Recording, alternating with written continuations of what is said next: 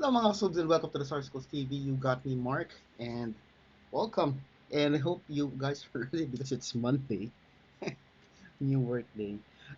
First, for those who are here in the Philippines with me, kapit lang mga kababayan, matatapos din to. So, I was telling my kababayans to just, keep holding on. Don't give up. We're currently experiencing one of the stronger typhoons this year, Typhoon Uwan. And the eye of the storm is currently in inland. I guess right now we're experiencing that part because it's bright and sunny. At the moment, it's not raining, but I'm expecting it to start pouring somewhere later in the afternoon. So we circle back to this recommendation from Camus Aquarius. The recommendation is Gigi Delana singing the song Himala, which is originally from the band called River Maya. This is during the tulong-tulong sa pag-ahon, yeah, very timely. Tulong-tulong sa pag-ahon. Tulong-tulong, so if tulong is help. I think the rationale here is pretty much to explain to our foreigner friends. Tulong means help, and when you say tulong-tulong, it's just like the food, the dessert that you see in YouTube, or the food for those who came here, the one you experience, halo-halo, mix, so something like that. So, tulong-tulong is just a meaning just to together help. Pag-ahon is to get back up. I'm not sure. I believe there's a better word, but bangon means to get up, to rise. Pag-ahon, I think it's quite similar, but maybe there's a different word for it, but it's quite synonymous.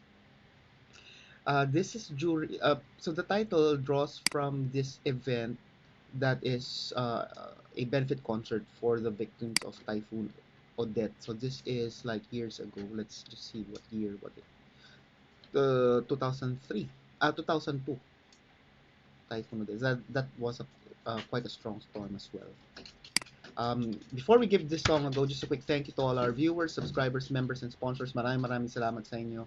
And without any further delays, let's give this song a go. In 3, 2, 1.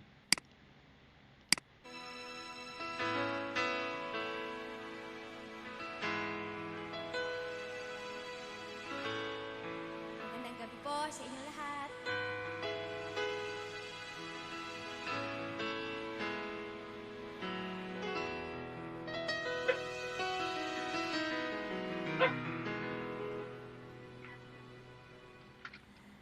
Pangarap ko'y makita ka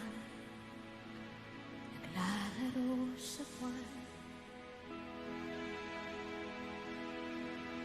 Inalay mo sa akin ang gabing walang hangganan.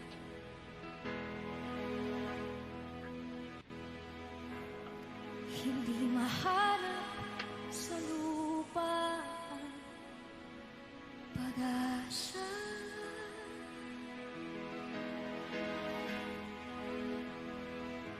Nakikiusap na lang. Himala, kasalanan mo.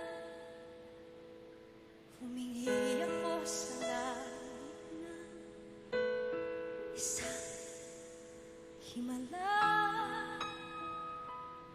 Kasalanan mo.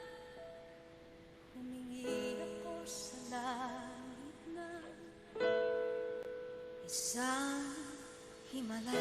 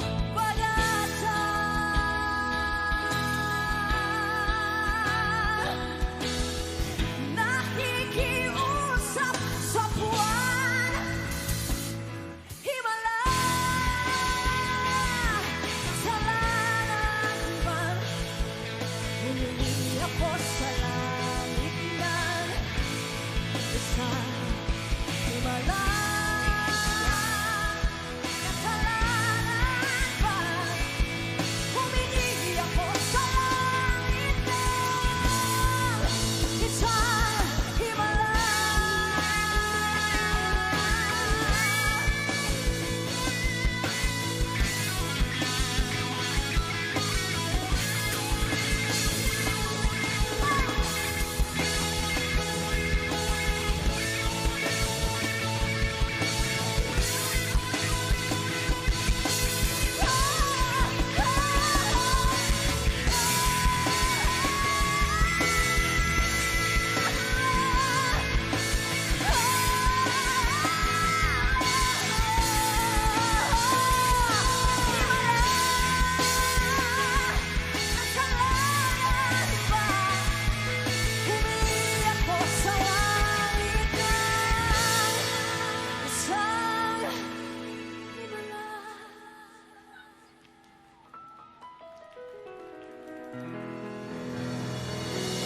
Hello po, magandang gabi po sa inyong lahat. Ako po si Gigi at kasama ko po ang Gigi Vibes.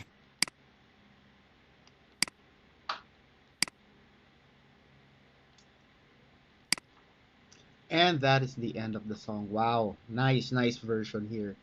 Uh, Totally different from the original. Even the timing of when she sings the title Himala, it's really refreshing, to hear this version. So just to translate, I forgot to translate the title. Himala is miracle, um, and it's actually a tear for me. I find this like a tear jerky song. Depending on probably on a person's situation or how they listen to a song, you can really connect to it. And I think Gigi's version here is no different as well. It did give me that feel, and also on the second verse, uh, it's like it turned up the notch in terms of the emotion. So from like the first line's quite like melancholic, and then the second verse, you now feel that hope building. So that builds up some excitement as well. And then the lead part, just spot on. For those of you who haven't listened to Gigi and her band, do check out her actual channel. They're quite good. You will see there a lot of comments not about her natural voice, not having auto tune, and the band's tightness in terms of timing, and their chemistry is just spot on. So I'd love to translate part of the song, because it's really a very nice song. The message is really solid, and I'd like to share that with everyone, especially those who do not understand the Filipino language. So just I guess the first verse and the chorus, and then you, you get the drift.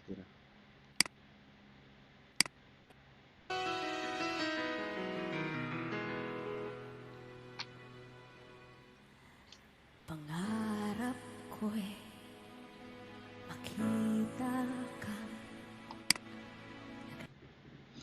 Pangarap, hope or wish ko is me. So my hope, or my hope for you.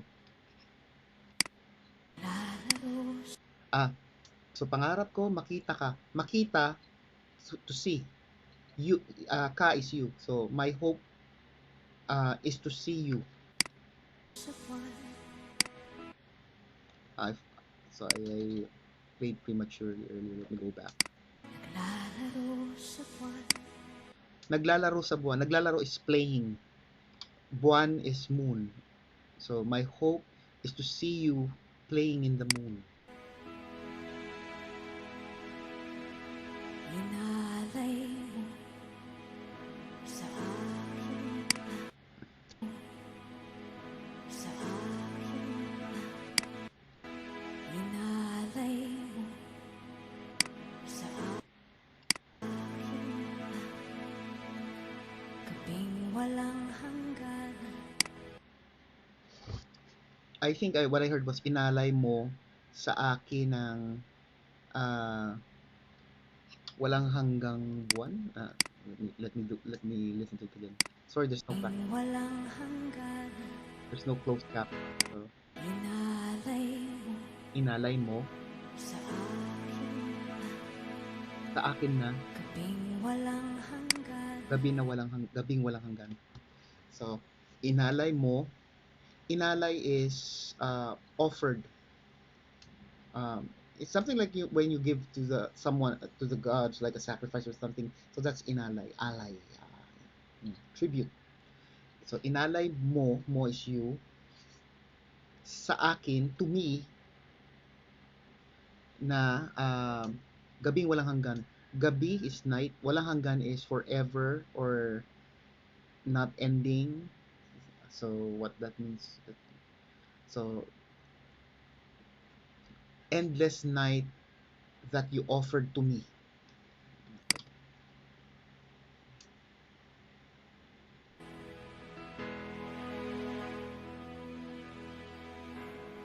Hindi mahanap sa lupa ang pag-asa. Hindi mahanap, hindi is no or can't. Mahanap is find. Sa lupa, sa is a preposition, in or to. Sa lupa, lupa is land or the ground, the earth, lupa. Ang pag-asa, pag-asa is hope. So, unable to find hope here in land or here in the land.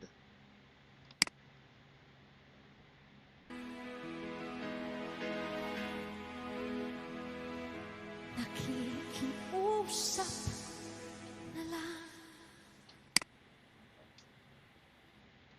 Nakikiusap is to beg. No, nagmamakaawa is beg. So it's like more intense. Nakikiusap is requesting or yeah, asking politely, something like that. Nalang is nalang is like just. So when you are like out of options, we typically use that like let's do this na lang. Or it can mean instead. So let's do this na lang. Let's do this instead. Okay. So this is the part where she prolonged Himala because in the original, nakikiusap na lang, 2, 3, Himala. Himala. Yeah.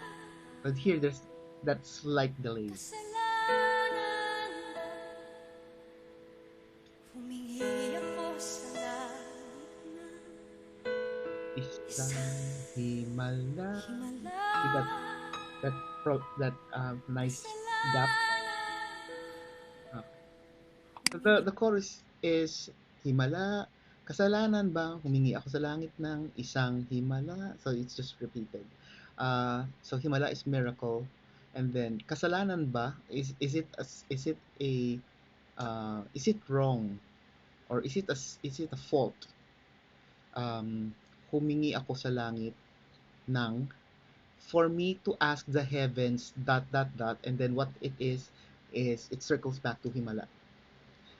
So that's the translation of the first verse to down to the chorus. I hope you guys like that, dig the lyrics. I really dig it as on tell you honestly. So if you'd like to see the entirety of the lyrics, Google is here for us. You can translate it as well, or you can put it in the comments and ask from a translation perspective. I can help you out.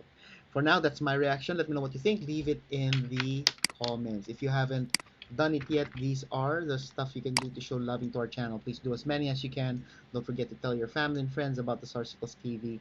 Sharing is caring, and most importantly, stay safe, everyone. I'll see you on the next video.